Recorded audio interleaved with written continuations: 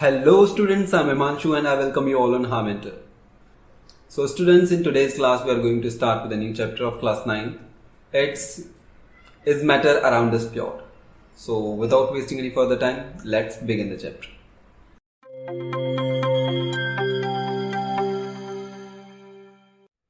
तो बच्चों आज हम शुरू करने वाले हैं is matter around us pure. तो बच्चों आप सभी ने देखा होगा जब भी आप मार्केट से कोई सामान लेने जाते हो, जैसे बटर हो गया, मिल्क हो गया, या कोई सॉल्ट हो गया, या स्पाइसेस हो गए, तो आप देखते हो कि वो जो हम सब्सटेंस खरीद रहे हैं, जो हम सामान खरीद रहे हैं, क्या वो प्योर है या नहीं। तो प्योर का मतलब है बच्चों, हम देखते हैं कि उसमें कोई इम्प्योरिटी तो नहीं है। ठीक है, हम देखते हैं कि जो हम सामान खरीद रहे हैं उसमें कोई इम्प्योरिटी तो नहीं है। अगर इम्प्योरिटी नहीं है तो हम कह सकते हैं कि वो सब्सटेंस हमारे लिए प्योर है। तो प्योर का मतलब बच्चों अगर हम साइंस की लैंग्वेज में देखें तो प्योर का मतलब होता है, या प्योर सब्सटेंस का मतलब होता है कि वो सब्सटेंस जिसमें सिर्फ एक तरह के ही पार्टिकल्स होते हैं। ऐसा सब्सटेंस या वो सब्सटेंस जिसमें सिंगल तरह के पार्टिकल्स हैं, वो हमारे लिए क्या है, प्योर सब्सटेंस है। ठीक है, तो ये तो बात हो गई प्योर सब्सटेंस की। तो बच्चों अब हम बढ़ते हैं आगे, हम इन सारी चीजों को अब डिटेल में देखते हैं इस चैप्टर में। तो शुरू करते हैं। आप सभी जानते हो बच्चों कि इस पूरे यूनिवर्स में everything is made up of matter. तो बच्चों मैटर को हम क्या करते हैं, दो पार्ट में क्लासिफाई करते हैं। हमने क्या किया, मैटर को दो पार्ट्स में डिवाइड कर दिया, एक तो प्योर सब्सटेंस और दूसरा मिक्सचर। अब सब्सटेंस क्या होता है बच्चों, सब्सटेंस का मतलब क्या होता है, चलो हम जानते हैं। सब्सटेंस जो होता है बच्चों, ये एक मैटर का ही टाइप है। Substance is also a type of matter which is made up of specific composition. मैं लिख देता हूं आपके लिए।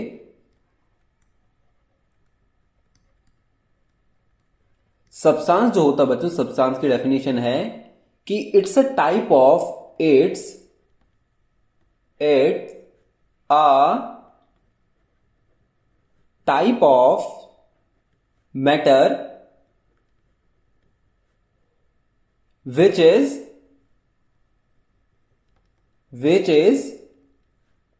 made up of specific composition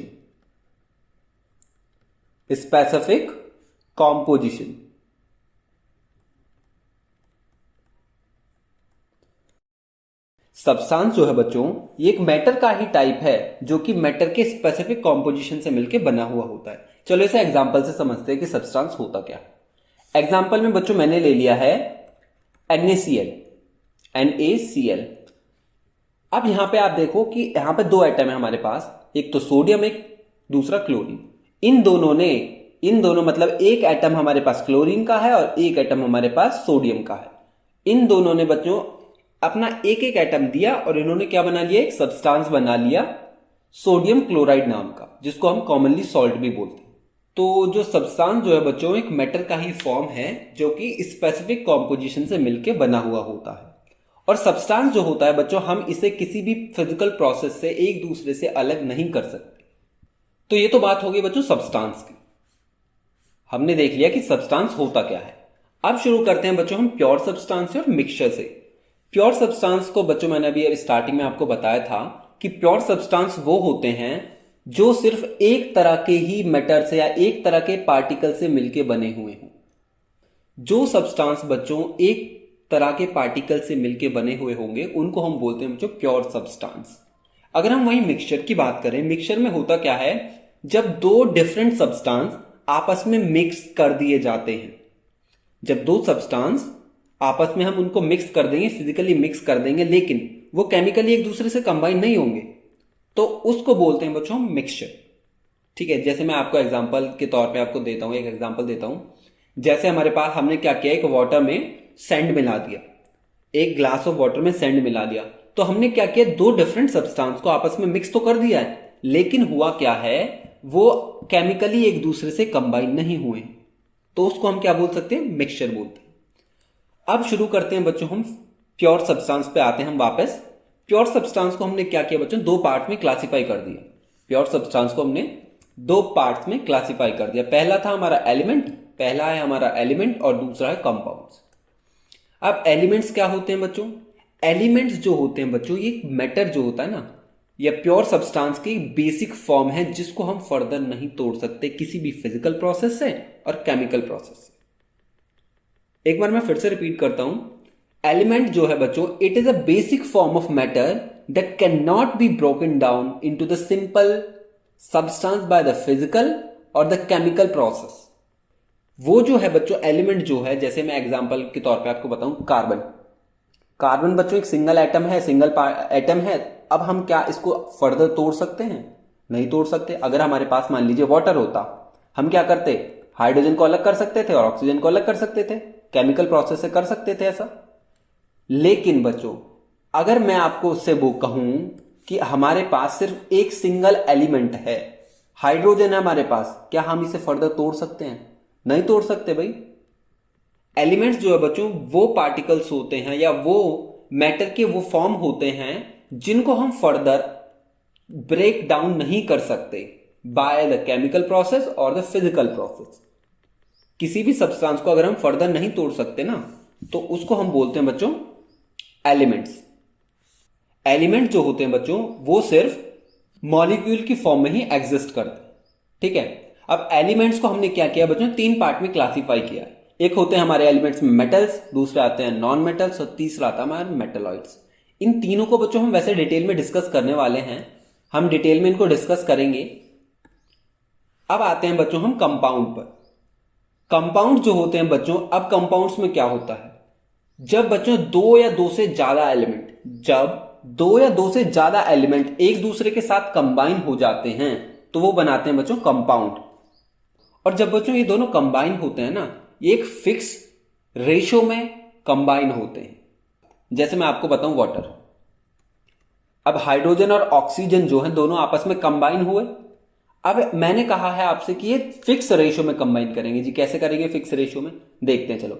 hydrogen का बच्चों एटॉमिक मास कितना होता है? हाइड्रोजन के बच्चों 2 एटम है तो इसका मास होगा 2, ठीक है। यहां पे हम रेशो का साइन लगा देते हैं। ऑक्सीजन का एटॉमिक मास कितना होगा बच्चों? 1 एटम है तो इसका होगा 16। तो जब हम इनका बच्चों रेशो निकालेंगे तो ये आएगा 1:8। तो हम कह सकते हैं जब हाइड्रोजन और ऑक्सीजन एक दूसरे के साथ कंबाइन हुए तो वो दोनों 1:8 के रेशियो में कंबाइन हुए हैं। तो इससे बच्चों ये प्रूव हो गया कि जब दो एलिमेंट एक दूसरे के साथ कंबाइन होते हैं कंपाउंड बनाने के लिए तो वो एक फिक्स रेशियो में कंबाइन होते हैं। ऐसे अगर मैं बात करूं कार्बन डाइऑक्साइड की, दूसरा एग्जांपल मैं आपको दे देता हूं। कार्बन डाइऑक्साइड का हम एग्जांपल ले लेते हैं, CO2। अब बच्चों CO2 में क्या है? 2 एटम है हमारे पास, एक कार्बन और दूसरा है हमारे पास ऑक्सीजन। ऑक्सीजन के 2 एटम है यहां पे। अब हम क्या करते हैं, हम इन दोनों के एटॉमिक मास लिख लेते हैं। कार्बन का कितना होता है? 12 होता है और ऑक्सीजन के बच्चों 2 एटम है तो एक का 16, तो 2 एटम का कितना हो जाएगा? 32। अब हम बच्चों इनका अगर रेशो निकालें तो रेशो जब हम इनको निकालेंगे तो ये आएगा 3:8। तो CO2 जो है वो 3:8 के रेशो में कंबाइन हुआ है कार्बन डाइऑक्साइड बनाने के लिए। अब हम बात करते हैं कंपाउंड्स में आगे की। पहले हमने देख लिया कि ये 2 या 2 से ज्यादा सब्सटेंस से मिलकर बने हुए होते हैं।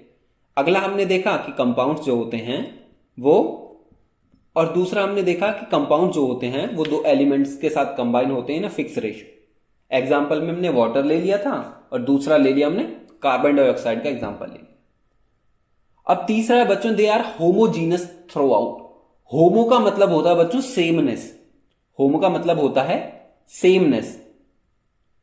तो कहने का मतलब है जो कंपाउंड होता है बच्चों उसमें same type of molecules he present होंगे। अगर मैं वाटर की बात करूं तो इसमें बच्चों 2 ही मॉलिक्यूल होंगे, एक तो हाइड्रोजन का मॉलिक्यूल होगा, एक ऑक्सीजन का मॉलिक्यूल होगा। तो कहने का मतलब ये है कि अगर हम वाटर को लेंगे तो वाटर में बच्चों हर जगह पे एक जैसी ही प्रॉपर्टी होगी। तो कंपाउंड जो होता है बच्चों वो होमोजीनस होता है। होमोजीनस का मतलब होता है कि उसमें सेम तरह के मॉलिक्यूल होंगे। मैंने मान लीजिए वाटर लिखा, 1 ग्लास ऑफ वाटर लिया, तो वाटर में बच्चों ये दोनों H2O ही होगा। मान लीजिए मैंने क्या किया, एक तालाब से पानी ले लिया और एक हमें अपना ड्रिंकिंग वाटर ले लिया और एक सी वाटर ले लिया, तो उसमें क्या होगा बच्चों? H2O मॉलिक्यूल तो सब में सेम होगा तीनों में। तो कहने का मतलब यह है कि हम पानी कहीं से भी ले लें तो उसमें जो होगा मॉलिक्यूल तो सेम होगा। तो इसीलिए हम बोलते हैं the compounds are homogeneous in nature या होमोजीनियस थ्रू आउट। अगला है कंपाउंड के अंदर कि जो कंपाउंड्स होते हैं बच्चों, उन्हें हम फिजिकल प्रोसेस से सेपरेट नहीं कर सकते। हम जैसे मान लीजिए हमने कार्बन डाइऑक्साइड ही ले लिया, कि क्या हम कार्बन डाइऑक्साइड को, आप सभी बताइए मुझे, कि क्या हम कार्बन डाइऑक्साइड में से कार्बन एटम को और ऑक्सीजन एटम को किसी भी फिजिकल प्रोसेस से अलग कर सकते हैं? नहीं कर सकते।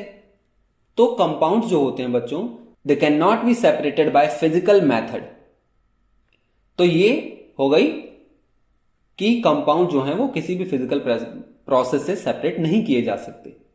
और एक पॉइंट और बच्चों, जो फिजिकल और केमिकल प्रॉपर्टीज होती हैं कंपाउंड की बच्चों, वो एलिमेंट से बिल्कुल डिफरेंट होती हैं। ये आपको ध्यान रखना है। मैं आपको फिर से एक बार रिपीट कर देता हूं। जो फिजिकल प्रॉपर्टीज होती हैं बच्चों, फिजिकल और केमिकल प्रॉपर्टीज जो होती हैं कंपाउंड्स की, वो एक दूसरे से बिल्कुल डिफरेंट होती हैं। द फिजिकल और the chemical properties of a compound are totally different from the combining elements. जो एलिमेंट्स कंबाइन हो रहे हैं उनसे बिल्कुल डिफरेंट होंगी। जैसे मैं आपको एग्जांपल देता हूं, ठीक है, आप इसे एग्जांपल से समझिए इसको। जैसे हमारे पास बच्चों हमने क्या लिया था, हमने लिया था कि हाइड्रोजन एटम ने और ऑक्सीजन ने मिलके क्या बनाया था, वाटर बनाया था। अब देखो यहां पे हाइड्रोजन क्या करता है बच्चों, हाइड्रोजन कंबशेबल है। हाइड्रोजन क्या करता है बच्चों, ये आराम से कंबशन करता है। और ऑक्सीजन क्या करता है बच्चों, इस कंबशन को सपोर्ट करता है। हाइड्रोजन बच्चों क्या करेगा, कंबशन कराएगा, बर्निंग होगी हाइड्रोजन के साथ, आराम से होगी। और ऑक्सीजन क्या करेगा बच्चों, बर्निंग को सपोर्ट करेगा। लेकिन वाटर क्या करता है, वाटर तो बच्चों आग को बुझा देता है। तो हम कह सकते हैं कि जो फिजिकल और केमिकल प्रॉपर्टी हैं कंपाउंड की, वो एलिमेंट से डिफरेंट होती है। तो एक पॉइंट हो गया इसमें ये। तो कंपाउंड्स को भी बच्चों हम दो पार्ट्स में फर्दर क्लासिफाई करते हैं। कंपाउंड्स को बच्चों हम फर्दर दो पार्ट्स में और क्लासिफाई करते हैं, ऑर्गेनिक कंपाउंड और इनऑर्गेनिक कंपाउंड।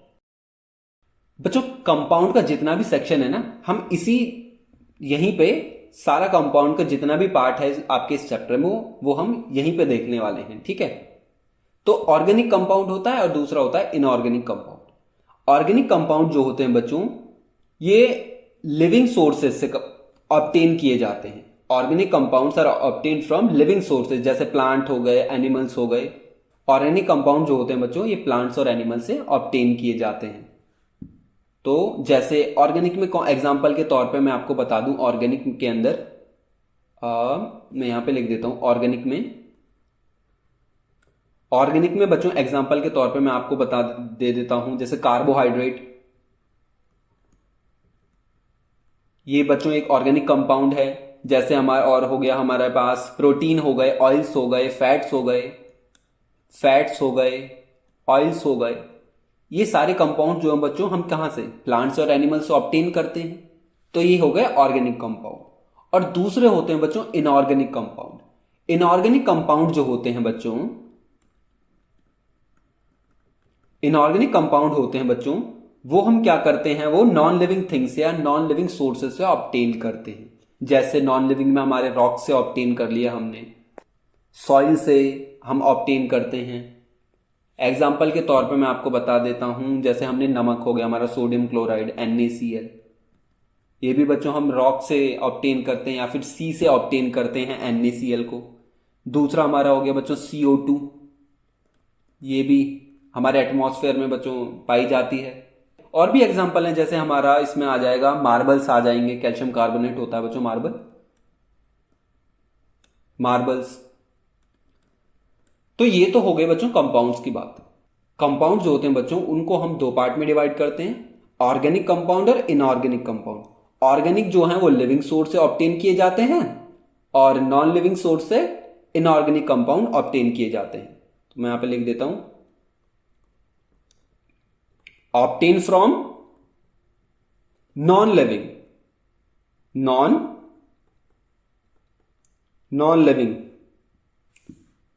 ठीक है। और जो ऑर्गेनिक है ये ऑब्टेन फ्रॉम लिविंग सोर्स,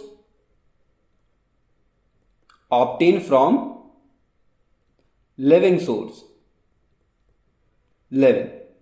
तो ये तो हो गई बच्चों कंपाउंड की बात। अब हम मूव करते हैं अपने मिक्सचर की तरफ। मिक्सचर के बारे में मैंने आपको बताया था कि मिक्सचर जो होता है वो जब हम दो डिफरेंट सब्सटेंस को आपस में मिक्स कर देते हैं, फिजिकली मिक्स कर देते हैं, वो मिक्सचर बना लेता है।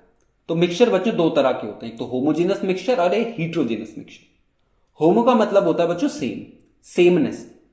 होमोजीनस मिक्सचर में क्या है होता है बच्चों कि they have the uniform composition and appearance through out its mass.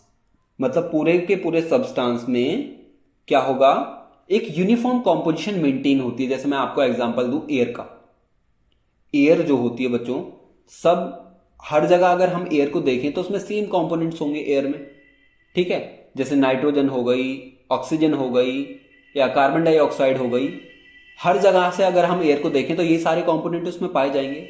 और दूसरा एग्जांपल हम देखते हैं इसमें शुगर का, शुगर इन वाटर। इसमें क्या होता है बच्चों, जब हम पानी में चीनी मिलाते हैं तो वो अच्छे से उसमें मिक्स हो जाती, ठीक है। तो वो भी एक तरह का होमोजीनियस मिक्सचर का टाइप। वैसे बच्चों हम होमोजीनियस और हीट्रोजीनियस को आगे फर्दर डिटेल में देखने वाले हैं। ये थोड़ा सा इनके बारे में एक ओवरव्यू था, ठीक है। और होमोजीनियस मिक्सचर को बच्चों हम क्या करते क्या है, एक फर्दर फॉर्म में डिवाइड करते हैं जिसको हम बोलते हैं सॉल्यूशंस। अगर हम वहीं दूसरी तरफ बात करें हीट्रोजीनियस मिक्सचर की, तो हीट्रोजीनियस मिक्सचर में मतलब होता है बच्चों डिफरेंट। डिफरेंट का मतलब है कि बच्चों इसमें कॉम्पोजिशन होगी सब्सटेंस की, वो यूनिफॉर्म नहीं होगी, अलग अलग होगी। जैसे मैं आपको बताऊं, सैंड और शुगर का मिक्सचर अगर हम बनाएं तो वो अलग होगा, mixture of sand and sugar. मतलब दोनों आपस में पूरी तरह से मिक्स नहीं हुए तो क्या कह सकते हैं हम कि यूनिफॉर्म कॉम्पोजिशन मेंटेन नहीं है उनकी। कहने का मतलब है कि जो पार्टिकल्स हैं वो आपस में अच्छे से मिक्स नहीं हो पाए हैं, घुल नहीं पाए हैं, तो वो हीट्रोजीनियस मिक्सचर का पार्ट है। अगला हम देखें, अगर हम आयरन फिलिंग्स को सल्फर पाउडर में डाल दें तो वो भी भाई बच्चों मिक्सचर हीट्रोजीनियस होगा, क्योंकि दोनों की प्रॉपर्टीज क्या है आपस में डिफरेंट हो गई हैं। या फिर अगर हम बात करें mixture of oil and water, अगर हमने एक बीकर लिया, इसमें पानी डाल दिया और फिर हमने ऑयल डाल दिया, तो कुछ टाइम बाद क्या करेंगे, ऑयल के बच्चों ऊपर लेयर बन जाएगी। तो ये भी एक तरह का हीट्रोजीनियस मिक्सचर है, क्योंकि दोनों की प्रॉपर्टीज क्या है, डिफरेंट हैं, दे आर नॉट यूनिफॉर्म। तो ये बात हो गई बच्चों हीट्रोजीनियस मिक्सचर्स की। हेट्रोजेनियस मिक्सचर्स को बच्चों हम दो पार्ट में डिवाइड करते हैं, एक तो होता है हमारा कोलॉइड्स और दूसरा होता है सस्पेंशन। अब कोलॉइड्स एंड सस्पेंशन होते क्या हैं, ये हम देखने वाले हैं अपनी आगे की क्लासेस में। जब हम बच्चों मिक्सचर को अच्छे से डिटेल में डिस्कस करेंगे तब हम इसके बारे में अच्छे से स्टडी करेंगे। अब हम देख लेते हैं बच्चों एलिमेंट्स के टाइप्स क्या क्या होते हैं, ठीक है। तो शुरू करते हैं। हाँ, उससे पहले हम देख लेते हैं बच्चों कि प्योर सब्सटेंस होते क्या है। एक बार फिर से हम देख लेते हैं कि मैंने आपको बताया था बच्चों कि प्योर सब्सटेंस वो होते हैं जिनमें सिर्फ एक तरह के ही पार्टिकल्स या एटम प्रेजेंट होंगे, उनको हम बोलेंगे प्योर सब्सटेंस। वो यहां पे लिखा हुआ है कि pure substance is one which is made up of one kind of particle, और उनकी कांस्टेंट कॉम्पोजिशन होगी through out the mixture.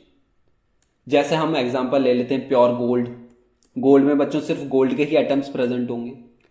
Pure sugar, sugar में बच्चों सिर्फ शुगर के ही एटम्स प्रेजेंट होंगे। तो जिस भी सब्सटेंस में एक तरह के ही पार्टिकल्स और एटम प्रेजेंट होंगे उसको हम बोलेंगे प्योर सब्सटेंस, ठीक है। अब इनकी कैरेक्टरिस्टिक्स क्या क्या है। पहली कैरेक्टरिस्टिक तो यही है कि बच्चों वो होमोजीनस होते हैं थ्रू आउट। होमोजीनस का मतलब होता है, होमो का मतलब होता है बच्चों सेमनेस। होमो का मतलब होता है, होमो का मतलब होता है बच्चों sameness, sameness. Homogeneous through out होंगे, कहने का मतलब है कि उनमें सेम तरह के पार्टिकल्स प्रेजेंट होंगे। दूसरा है बच्चों जो प्योर सब्सटेंस होते हैं, जो प्योर सब्सटेंस होते हैं बच्चों, they can not be separated by the simple substance into simple substance. हम प्योर सब्सटेंस को एक दूसरे से अलग नहीं कर सकते। कहने का मतलब मैंने आपको बताया था, जैसे हमने कार्बन, कार्बन को हम बच्चों फर्दर और ब्रेक नहीं कर सकते, ठीक है। तो एक ये भी एक तरह का प्योर सब्सटेंस है, ठीक है। तो हम कह सकते हैं the pure substance can not be separated into the simple substance. अब बढ़ते हैं बच्चों आगे। अगला पॉइंट है कि प्योर सब्सटेंस जो होते हैं बच्चों, उनके sharp melting and boiling point होते हैं। Pure substance have sharp melting and boiling points. कहने का मतलब है, अगर मैं वाटर ले लूं, वाटर H2O, ये भी बच्चों एक प्योर सब्सटेंस है। शार्प मेल्टिंग बॉइलिंग पॉइंट होता है, मतलब इनका 100 डिग्री सेल्सियस पे ही ये बॉइल करता है, हमने प्रीवियस चैप्टर में भी ये देख लिया था कि वाटर का 100 डिग्री बॉइलिंग पॉइंट होता है, ठीक है। तो इनके मेल्टिंग और बॉइलिंग पॉइंट बच्चों शार्प होते हैं। शार्प का मतलब डेफिनेट होते हैं। और अगला पॉइंट है कि जो प्योर सब्सटेंस होते हैं बच्चों, उनकी कांस्टेंट अपीयरेंस होती है, कलर उनका सेम होता है और डेंसिटी भी पूरे सब्सटेंस में सेम होती है। जैसे मैं गोल्ड की बात करूं तो गोल्ड जो होता है बच्चों वो येलो कलर का होता है। गोल्ड येलो कलर का होता है। हम अगर गोल्ड को अलग अलग जगह से गोल्ड मंगा ले, मान लीजिए हमने एक दिल्ली से गोल्ड मंगाया, दूसरा हमने मंगा लिया मान लीजिए कहां से, कोलकाता से। हमने दोनों को आपस में सामने सामने सामने रखा। अब ऐसा थोड़ी होगा कि दिल्ली का गोल्ड रेड कलर का होगा और यहां का येलो कलर का होगा, ऐसा तो नहीं होता है। तो जो अपीयरेंस और कलर होता है बच्चों, या डेंसिटी भी होती है, वो सेम होती है प्योर सब्सटेंस की। तो प्योर सब्सटेंस है constant appearance, colour and density through out the sample. तो ये तो हो गया बच्चों, कैरेक्टरिस्टिक्स भी हमने देख ली प्योर सब्सटेंस की, क्या क्या कैरेक्टरिस्टिक्स होती है। अब बात करते हैं बच्चों हम एलिमेंट्स की। एलिमेंट्स के बारे में बच्चों अभी हमने देखा था, एलिमेंट्स जो टर्म है बच्चों, ये सबसे पहले इंट्रोड्यूस किसने की थी? ये की थी सबसे पहले इंट्रोड्यूस की थी ये टर्म रॉबर्ट बॉयल्स ने, BOYLE, बॉयल। इन्होंने बच्चों सबसे पहले एलिमेंट नाम की टर्म यूज की थी। इनके बाद फिर एक और साइंटिस्ट आए, एंटोनी लवॉइजियर। उन्होंने बताया था कि एलिमेंट्स जो होते हैं वो मैटर की ही एक बेसिक फॉर्म है, जिनको हम फर्दर ब्रेक डाउन नहीं कर सकते। उन्होंने ये डेफिनेशन एलिमेंट की दी थी। तो आप सभी को पता है कि एलिमेंट को हम 3 पार्ट में हमने क्लासिफाई किया है, metal, non metal and metalloids. तो एक एक करके बच्चों इनके बारे में हम जानते हैं। आप सभी को पता है मेटल्स जो होते हैं बच्चों वो सॉलिड होते हैं, हार्ड होते हैं। तो पहला पॉइंट इसमें यही है कि मेटल्स जो होते हैं वो सॉलिड होते हैं रूम टेम्परेचर पे। Metals are solid and at room temperature.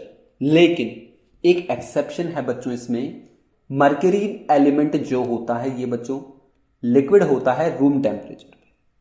आप सभी ने थर्मोमीटर देखा होगा, वो जो कांच के पहले थर्मोमीटर आते थे, अब तो डिजिटल थर्मोमीटर आते हैं, उनमें मर्क्यूरी नहीं होता है। वैसे जो पहले थर्मोमीटर आते थे बच्चों, उस थर्मोमीटर के आगे जो बल्ब पार्ट होता है उस पर एक शाइनी सिल्वर कलर का जो सब्सटेंस उसके अंदर होता है बच्चों, जब वो थर्मोमीटर टूट जाता था तो बिखर जाता था। तो जो मर्क्यूरी जो होता है बच्चों वो लिक्विड होता है रूम टेम्परेचर पे, वो सॉलिड नहीं होता, ये आपको ध्यान रखना है।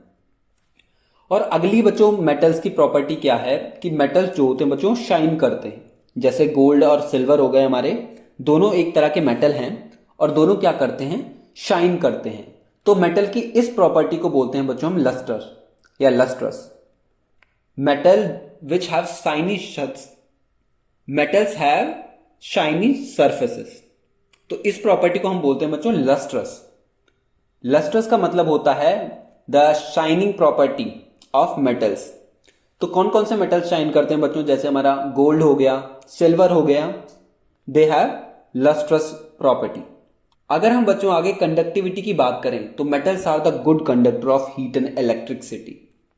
हीट एंड इलेक्ट्रिसिटी के अच्छे कंडक्टर होते हैं मेटल्स, जैसे कॉपर और एल्यूमिनियम। आप सभी ने देखा होगा कि हमारे घर में जितने भी वायर्स आती हैं, जो वायर्स होती हैं, इलेक्ट्रॉनिक वायर्स जो होती हैं, वो सभी बच्चों कॉपर से की मिलके बनी हुई होती।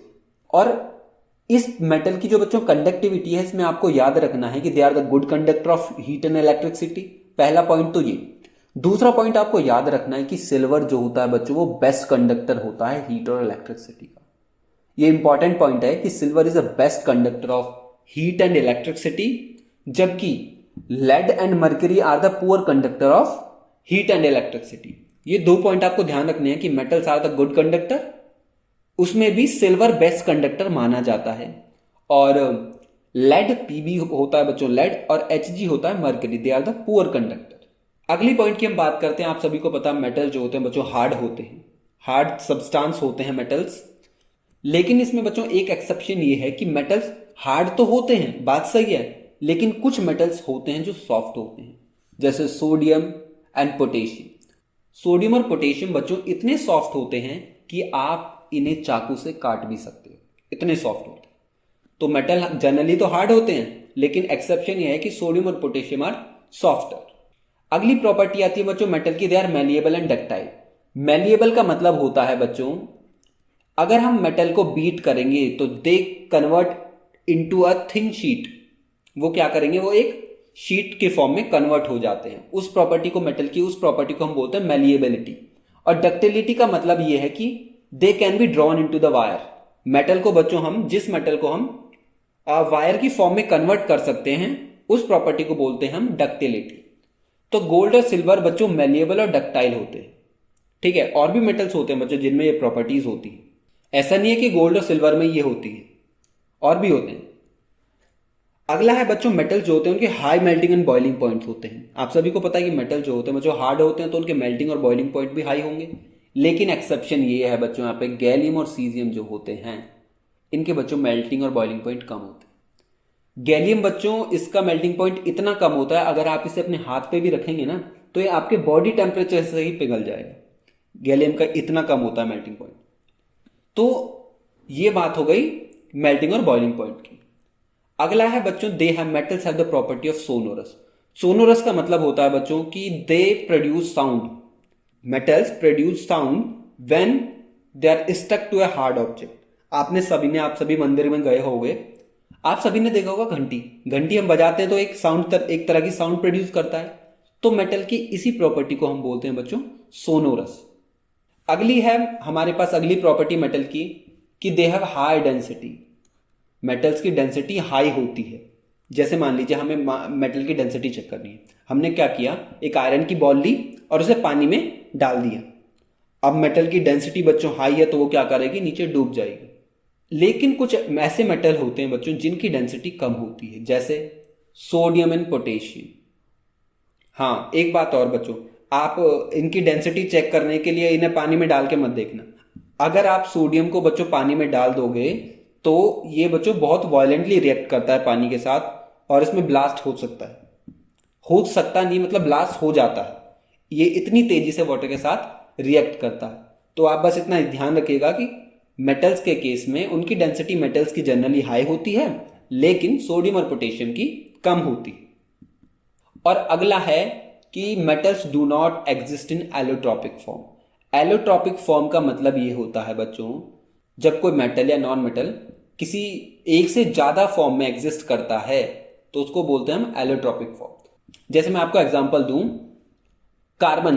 कार्बन आप सभी को पता है दो फॉर्म होते हैं, एक तो डायमंड फॉर्म होती है और एक दूसरी कार्बन की फॉर्म होती है ग्रेफाइट। तो इस प्रॉपर्टी को बच्चों जब मेटल एक से ज्यादा फॉर्म में एग्जिस्ट करता है उसको हम बोलते हैं एलोट्रॉपिक फॉर्म। तो मेटल जो होते हैं बच्चों, मेटल जो होते हैं वो सिर्फ एक ही फॉर्म में होते हैं, तो इसीलिए वो एग्जिस्ट नहीं करते एलोट्रॉपिक फॉर्म्स में। तो एक चीज आपको ध्यान रखनी है बच्चों, हम आप सभी को मेटल्स में इनके ये जो एक्सेप्शन है ना, ज्यादातर ये इसी से क्वेश्चन पूछा जाएगा। चलो हम शुरू करते हैं नॉन मेटल्स से। नॉन मेटल्स जो होते हैं बच्चों ये किसी भी स्टेट में एग्जिस्ट कर सकते हैं। They can either exist in solid, liquid और गैस। किसी भी तीनों स्टेट में नॉन मेटल्स एग्जिस्ट कर सकते हैं। लेकिन ज्यादा कॉमन जो इनमें स्टेट है वो है गैसियस स्टेट। ज्यादातर नॉन मेटल्स जो होते हैं वो गैसियस स्टेट में एग्जिस्ट करते हैं। हम बात करते हैं बच्चों अगली प्रॉपर्टी लस्ट्रस। तो जो बच्चों नॉन मेटल्स होते हैं वो नॉन लस्टर होते हैं, इनमें बच्चों किसी भी तरह की चमक नहीं होती है। और एक्सेप्शन की बात इसमें यह है कि क्रिस्टल जो होता है बच्चों आयोडीन का, ये चमकता है। आयोडीन का जो क्रिस्टल होता है वो लस्ट्रस की प्रॉपर्टी शो करता है। अगली प्रॉपर्टी की नॉन मेटल्स जो होते हैं बच्चों पुअर कंडक्टर होते हैं हीट एंड इलेक्ट्रिसिटी के। आप सभी को पता है कि ग्रेफाइट जो होता है नॉन मेटल होने के बावजूद भी वो it have a property to conduct electricity. तो graphite is a good conductor. Non metals क्या होते हैं, वो बैड कंडक्टर होते हैं, लेकिन एक्सेप्शन क्या है इसमें, ग्रेफाइट जो है वो कंडक्टर होता है। अगला प्रॉपर्टी है कि नॉन मेटल्स जो होते हैं बच्चों वो सॉफ्ट होते हैं। नॉन मेटल्स क्या होते हैं, सॉफ्ट होते हैं। लेकिन डायमंड जो है बच्चों एक तरह का नॉन मेटल है, ये हार्ड होता है। डायमंड हार्ड होता है। नॉन मेटल्स जो होते हैं बच्चों ये मैलिएबिलिटी और डक्टिलिटी की प्रॉपर्टी शो नहीं कर सकते, इसीलिए बच्चों ये ब्रिटल होते हैं, नाजुक होते हैं, टूट जाते हैं। अगला पॉइंट है कि मेल्टिंग और बॉइलिंग पॉइंट जो होते हैं बच्चों नॉन मेटल्स के वो लो होते हैं। मेल्टिंग और बॉइलिंग पॉइंट क्या होते हैं बच्चों, लो होते हैं, क्योंकि ये लिक्विड और गैसेस फॉर्म में होंगे ज़्यादातर, तो उनके मेल्टिंग पॉइंट और बॉइलिंग पॉइंट कम होते हैं। लेकिन डायमंड जो होता है बच्चों सॉलिड फॉर्म में होता है, तो इसीलिए इसके मेल्टिंग बॉइलिंग पॉइंट ज़्यादा होते हैं as compare to the other non metals. तो ये बात हो गई मेल्टिंग और बॉइलिंग पॉइंट की। और अगला है कि नॉन मेटल्स बच्चों नॉन सोनोरस होते हैं, इनकी डेंसिटी कम होती है और ये एलोट्रॉपिक फॉर्म में एग्जिस्ट करते हैं। एलोट्रॉपिक फॉर्म कौन कौन सी होती हैं, जब कोई एलिमेंट किसी एक फॉर्म से ज्यादा की फॉर्म में एग्जिस्ट करता है उसको बोलते हैं बच्चों हम एलोट्रॉपिक फॉर्म। तो कार्बन की दो फॉर्म होती है, एक तो डायमंड होता है और ग्रेफाइट होता है। तो हम कह सकते हैं नॉन मेटल जो है वो एलोट्रॉपिक फॉर्म में एग्जिस्ट करते हैं। तो ये बात हो गई बच्चों मेटल और नॉन मेटल्स की। अब हम आगे बात करते हैं मेटलॉइड्स की। मेटलॉइड्स जो होते हैं बच्चों वो मेटल्स और नॉन मेटल्स के कॉम्बिनेशन से मिलकर बने हुए होते हैं। कहने का मतलब है कि metalloids have the properties of both metal and non metals. तो वो होते हैं मेटलॉइड्स, ऐसे एलिमेंट जिनके पास मेटल की भी और नॉन मेटल की भी प्रॉपर्टी होंगी, उनको हम बोलते हैं मेटलॉइड्स या सेमी मेटल्स। एग्जाम्पल के तौर पे हमारे पास है बच्चों बोरॉन, सिलिकॉन, जर्मेनियम, ये मेटलॉइड्स के एग्जाम्पल्स हैं। तो ये तो बात हो गई बच्चों मेटल, नॉन मेटल और मेटलॉइड्स की। अब हम क्या करते हैं, हम कुछ पॉइंट्स हैं, कुछ इंपॉर्टेंट पॉइंट्स हैं जो आपको पता होनी चाहिए, उनके बारे में डिस्कस कर लेते हैं। पॉइंट टू नो में तो हमारे जो बच्चों एलिमेंट हैं अभी तक 118 एलिमेंट्स डिस्कवर किए गए हैं। टोटल एलिमेंट जो है हमारे पीरियोडिक टेबल में 118 एलिमेंट्स, जिसमें से 92 आर अकर नेचुरली। 92 एलिमेंट्स जो है बच्चों वो हमारे नेचर में पाए जाते हैं, और बाकी के जो है 92 एलिमेंट्स को छोड़कर बाकी के जो एलिमेंट्स हैं वो सारे के सारे मैन मेड हैं। और मेजॉरिटी ऑफ एलिमेंट जो है बच्चों उनमें सॉलिड है। मतलब 92 एलिमेंट्स में 70 एलिमेंट्स जो हैं हमारे वो सॉलिड हैं, और 11 एलिमेंट्स हैं जो गैसियस फॉर्म में एग्जिस्ट करते हैं रूम टेम्परेचर पे। 70 एलिमेंट हो गए बच्चों हमारे जो सॉलिड हैं रूम टेम्परेचर पे, और बाकी के जो हैं वो अलग अलग फॉर्म में एग्जिस्ट करते हैं, जिनमें से 11 एलिमेंट गैसियस फॉर्म में एग्जिस्ट करते हैं और 2 एलिमेंट लिक्विड फॉर्म में एग्जिस्ट करते हैं। लिक्विड फॉर्म में हमारे दो होते हैं, आप सभी को पता है कि मरकरी एक तो लिक्विड फॉर्म में पाया जाता है और दूसरा है ब्रोमीन। ये दोनों एलिमेंट लिक्विड फॉर्म में पाए जाते हैं। नेक्स्ट है हमारे पास कि गैलियम और सीजियम जो होते हैं बच्चों, ये थोड़ा सा टेम्परेचर बढ़ने पर ही लिक्विड फॉर्म में कन्वर्ट हो जाते हैं। मैंने आपको अभी बताया था कि सीजियम जो है मेटल है वैसे तो, गैलियम और सीजियम। गैलियम को जब हम अपने हाथ पे रखते हैं तो ये थोड़ा सा हमारे बॉडी टेम्परेचर से ही मेल्ट कर जाता है। तो आपको ध्यान रखना है कि गैलियम और सीजियम जो है थोड़ा सा रूम टेम्परेचर से ऊपर टेम्परेचर अगर जाता है तो ये क्या करते हैं, लिक्विड फॉर्म में कन्वर्ट हो जाते हैं। तो ये तो बात हो गई बच्चों एलिमेंट्स की। आपको मेटल, नॉन मेटल और मेटलॉइड्स के बारे में अच्छे से पढ़ना है। ये आप ध्यान रख सकते हो पॉइंट टू नो में जितना भी लिखा हुआ है।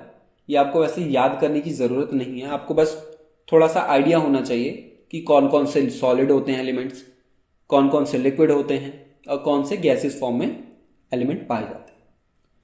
तो नेक्स्ट है बच्चों हमारा मिक्सचर। ये हम बच्चों नेक्स्ट क्लास में डिस्कस करेंगे मिक्सचर को, ठीक है।